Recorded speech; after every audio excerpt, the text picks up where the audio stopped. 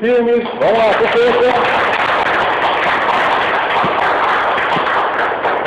O que eu quero falar com vocês hoje é: fale algo positivo ou fique calado. No nosso dia a dia é muito importante a gente entender que as coisas que a gente fala têm um grande poder. A nossa palavra tem poder. Por que tem poder? Porque nós somos descendentes diretos de Deus. Como Deus, pela palavra, fez todo o mundo, todo o universo, se a palavra dele tinha poder, a nossa palavra, porque somos filhos dele, também tem poder. Em Lucas, no capítulo 1, no versículo 11, fala: e eis que lhe apareceu um anjo do Senhor em pé à direita do altar do incenso. Vendo Zacarias, turbou-se e apoderou-se dele o temor. Disse-lhe, porém, o anjo: Zacarias, não temas, porque a tua oração foi ouvida. E Isabel, tua mulher, te dará a luz ao filho, a quem darás o nome de João. Então perguntou Zacarias ao anjo: como saberei isso? Pois eu sou velho e a minha mulher avançada em dias. Interessante é que a palavra de Deus diz que Zacarias estava orando para que essas coisas acontecessem. Eu não sei quanto tempo Zacarias estava orando. Zacarias já era velho. Talvez Zacarias estava orando, sei lá, 5 anos, 10 anos, 20 anos, para que Isabel tivesse um filho.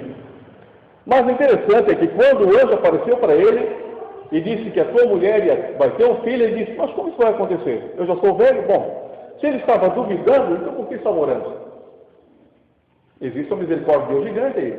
Ou seja, Deus fez aquilo acontecer para provar, não só para ele, mas para as outras pessoas, que algo gigante iria acontecer.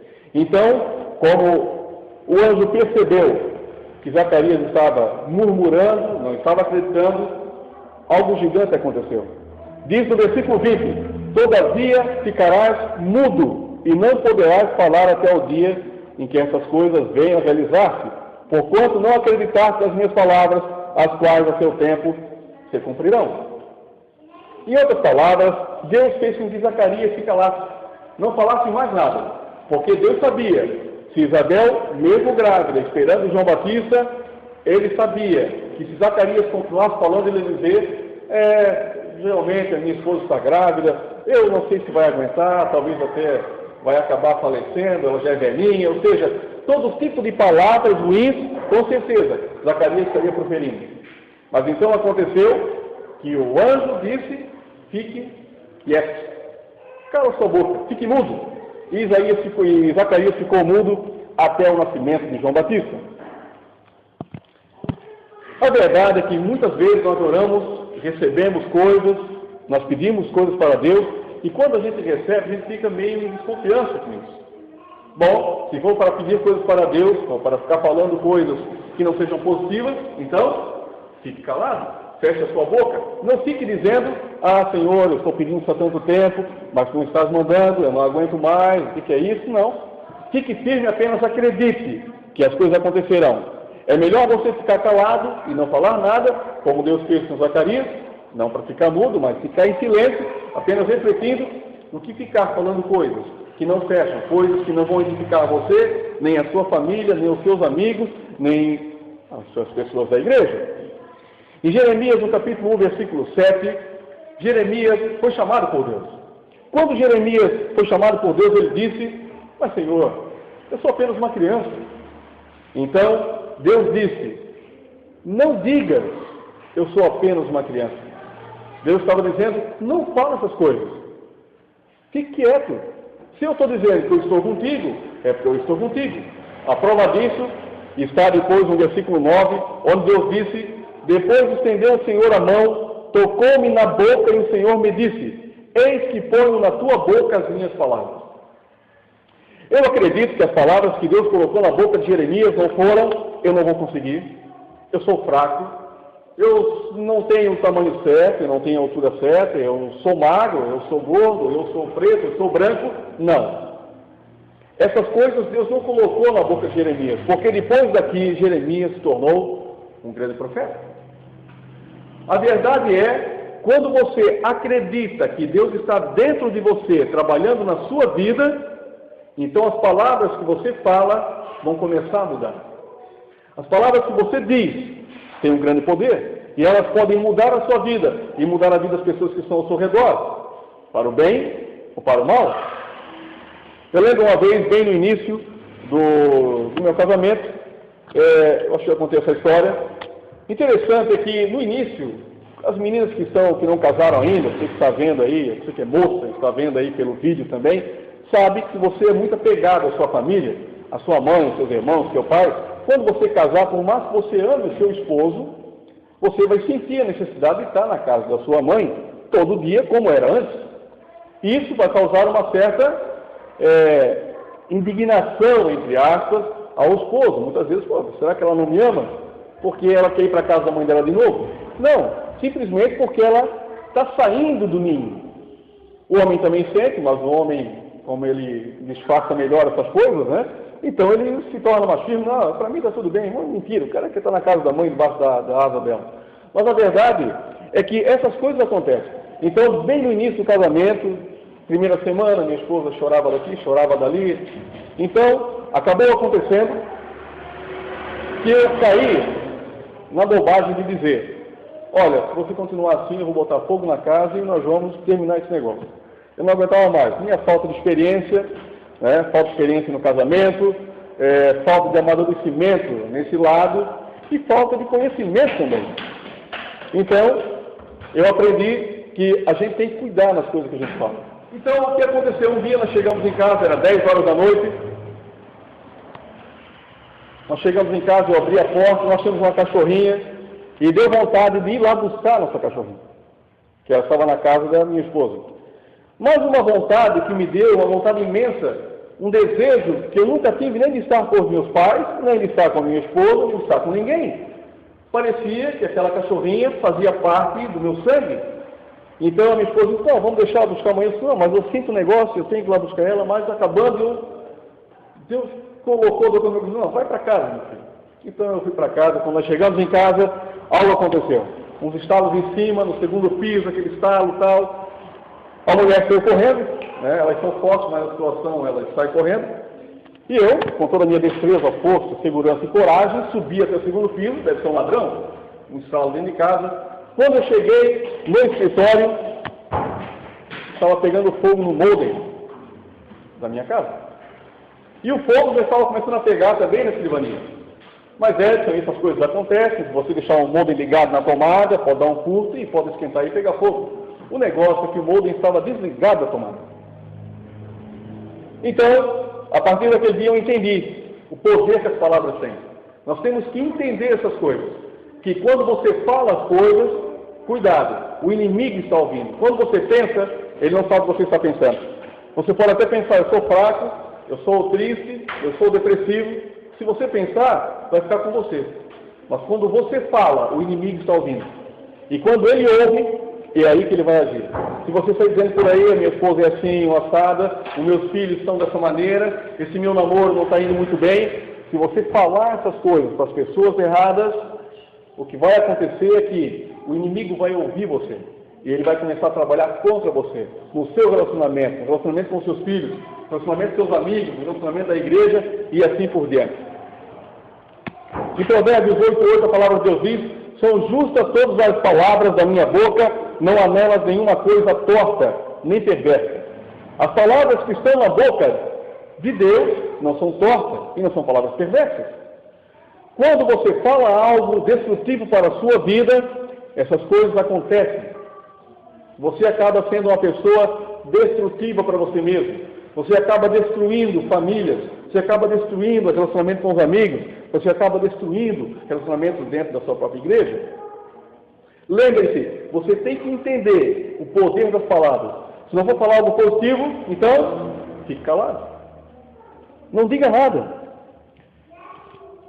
A palavra de Deus diz, em Hebreus 12:15, diz: atentando diligentemente, porque ninguém seja faltoso, separando-se da graça de Deus, nem haja alguma raiz de amargura que brotando vos perturbe, e por meio dela muitos sejam contaminados. Essa passagem em Hebreus 12:15, nós temos que tomar cuidado. Quando nós vivemos falando sempre coisas que não nos colocam para cima, é bem provável que nós vamos falar também coisas que não colocam outras pessoas para cima. Há alguns dias eu conversei com um pastor, então ele disse para mim: olha, agora você tem apenas aquela igreja, mas quando você tiver mais igrejas espalhadas, você vai ver quantos problemas você terá. Então eu disse para ele, bom, isso é o que você está pensando. Isso é a sua visão. Não é isso que eu penso para a minha vida, não é isso que eu quero, mas talvez você tenha passado tantos problemas com as suas igrejas, que talvez você agora não consegue mais dizer para o outro que a igreja dele vai ser boa, vai crescer, vai dar muitos frutos. Então eu aprendi que ele estava vivendo isso que diz em Hebreus 12:15. Cuidado que nenhuma raiz de amargura que brotando vos perturbe e acabe enraizando outras pessoas, acabe contaminando outras pessoas. Então, se você não tem nada de algo de bom para dizer, se um amigo comprou um carro, se um amigo comprou um terreno ou uma casa, se um amigo está indo bem no casamento, então fique calado. A palavra de Deus diz que para a gente chorar com os que choram e se alegrar com os que se alegram. Isso está em Romanos 12:15. Edson, mas o meu amigo foi lá, ele estava dizendo para mim que queria comprar uma grande casa, uma casa para ele, para a esposa, e ele comprou, chegou feliz lá em casa, e eu fui ver a casa dele, uma casa pequenininha, cheia do cupim. Então eu disse para ele, mas você não pode comprar uma casa velha dessa? Fez errado. Diga, que ótimo, eu estou feliz com você, essa casa é pequena agora, Deus está te dando, você vai ter uma casa maior. Lute, cresça, tenha sonhos e esperança que Deus vai realizar. Ou seja, se alegrar com os que se alegram. Chorar com os que choram não quer dizer que você vai se abraçar com o que está chorando com o problema e ficar lá chorando junto. Não. Chorar com os que choram é quando a pessoa está triste, está desanimada, está com algum problema, você vai chegar lá e vai dar força para ela. Você vai dizer para ela, não, você vai conseguir, eu tenho certeza, nós estamos orando por você, ore firme e acredite que Deus vai fazer grandes coisas na sua vida. Se você não tem algo de bom para dizer para o seu amigo, não esqueça, fique calado. Em Efésios, o apóstolo Paulo diz, Efésios 5, no versículo 3, mas a impuricícia e toda sorte de impureza ou cobiça, nem sequer se nomeie entre vós, como convém aos santos. Nem conversação torpe, nem palavras vãs ou chocarices, coisas essas inconvenientes, antes, pelo contrário, ação de graça. Não deixe que palavras ruins invadam a sua vida. Não fique declarando para a sua vida que você não vai conseguir. Eu sempre tenho dito isso aqui na Jesus Vida. Quando você diz que você não vai conseguir, é bem provável que você realmente não consiga. Quando você diz que você é fraco em alguma área, mas Edson, aquele meu amigo corre 5 km por dia, eu não consigo correr 5 metros. Bom, corra a sua corrida. Corra os 5 metros da melhor maneira possível. Se o seu amigo corre 5 km ou 20 km por dia, ele não começou correndo 20 km no primeiro dia. Ele começou correndo um pouco aqui, um pouco ali, ele parava, ele descansava, ele ia à frente de novo, mas siga em frente, porque um dia você vai conseguir também. E quem disse que todos têm que ser bons corredores? Talvez a sua área é outra. Talvez você não é um bom corredor, mas você anda muito bem, muito melhor que seu amigo que corre. Todos têm uma área na sua vida, uma área fraca e uma área forte. Você tem que identificar qual a sua melhor área e trabalhar firme nessa área e esquecer da área que você não é bom. Porque se você ficar dizendo que a área que você não é bom, eu não sou bom nisso, eu não sou bom naquilo, é bem provável que a área que você tem um grande domínio também acabe ficando para trás. Em outras palavras, fale algo positivo ou fique calado. Quando Jesus falou para Pedro que Pedro iria negá-lo 3 vezes, Pedro disse, não, isso é impossível. Eu não vou te negar 3 vezes. Eu te amo, estou contigo o tempo todo. Jesus disse, olha, antes que o galo cante, você vai me negar 3 vezes. O que Jesus estava fazendo? Jesus estava dizendo, Pedro, você precisa melhorar a sua língua. Você diz que me ama, você diz que está comigo em todo o tempo, mas eu sei que você vai me negar no momento da aflição, no momento que as pessoas irão investir em você, você vai me negar. E as coisas acontecem até o dia de hoje. Mas o bem da verdade é que Pedro aprendeu algo depois que Jesus explicou para ele uma coisa. Depois que Jesus ressuscitou, eles estavam todos juntos, e aconteceu que Jesus perguntou para Pedro a primeira vez, Pedro, tu me amas? Então Pedro disse, sim, Senhor, eu te amo. Jesus perguntou a segunda vez, em seguida, Pedro, tu me amas? Pedro disse, sim, Senhor, eu te amo. A terceira vez, Jesus perguntou para Pedro, Pedro, tu me amas? Então Pedro disse, Senhor, tu sabes todas as coisas, tu sabes que eu te amo. Em outras palavras, Jesus estava neutralizando as 3 vezes que Pedro negou ele. Ou seja, se você quer melhorar a sua boca, comece a neutralizar as palavras ruins que você diz. Antes de conhecer a Cristo, há mais de 20 anos, eu lembro que eu tinha uma boca muito suja. Eu falava todo tipo de palavrão, eu falava palavras pornográficas, e depois que eu aceitei a Cristo, eu tive que mudar o meu comportamento. Então, eu comecei a me moldar, eu comecei a treinar. Quando eu falava uma palavra feia, eu parava e falava a palavra boa. Se eu batia com o pé numa pedra, em vez de ficar reclamando e dizendo, chamando todo tipo de palavrão, não, eu parava e falava uma coisa boa. E esse processo durou mais ou menos 1 ano na minha vida. Já passam mais de 19 anos, eu não lembro de eu ter falado mais alguma outra palavra feia, ruim, pornográfica. Quem convive comigo sabe disso. Eu não falo nada, eu não consigo nem contar coisas para minha esposa. Foi assim que aquele rapaz lá, eu não consigo falar, não sai da minha boca. Ou seja, Deus colocou uma pedra na minha língua. Isso é maravilhoso. Por quê? Porque eu treinei. Ou seja, não, eu falo assim, agora eu vou ter que mudar. Comece a treinar, faça como Jesus fez. Neutralize as palavras ruins que você fala durante o dia. Jesus neutralizou Pedro, dizendo para Pedro 3 vezes que Pedro amava, e Pedro tinha negado Jesus 3 vezes. Exercite palavras boas. Como foi falado aqui em Efésios, nem chocarices, nem conversação torpe, nem palavras vãs, essas coisas inconvenientes, antes pelo contrário, ações de graça. E diz assim, que nem a impureza, nem a cobiça, nem sequer se nomeiem entre vós, porque somos santos. Aqui está a casa de Deus. Deus habita em mim. Eu não posso estar falando coisas que vão prejudicar o meu interior, o meu espírito, e vão prejudicar o Evangelho, a imagem de Deus aí para fora. As pessoas vão dizer, olha lá, aquele lá é um servo de Deus, muito bonito, Bíblia todo dia, mas quando ele abre a boca, é podridão. Quando a palavra de Deus diz, que o próprio apóstolo Paulo disse que o próprio interior deles é sepulcro aberto. O que estava dizendo com isso? Sepulcro aberto. O que é que sai de um sepulcro? Cheiro, ruim, podre.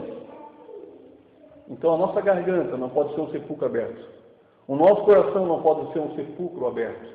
Nós temos que ter, na verdade, aqui dentro saindo algo poderoso, palavras que edificam, que vão edificar a sua família, que vão edificar seus pais, vão edificar seus filhos, vão edificar os chefes da sua empresa, seus amigos, e assim por diante. Comecem a se moldar, dia após dia. Neutralize palavras ruins.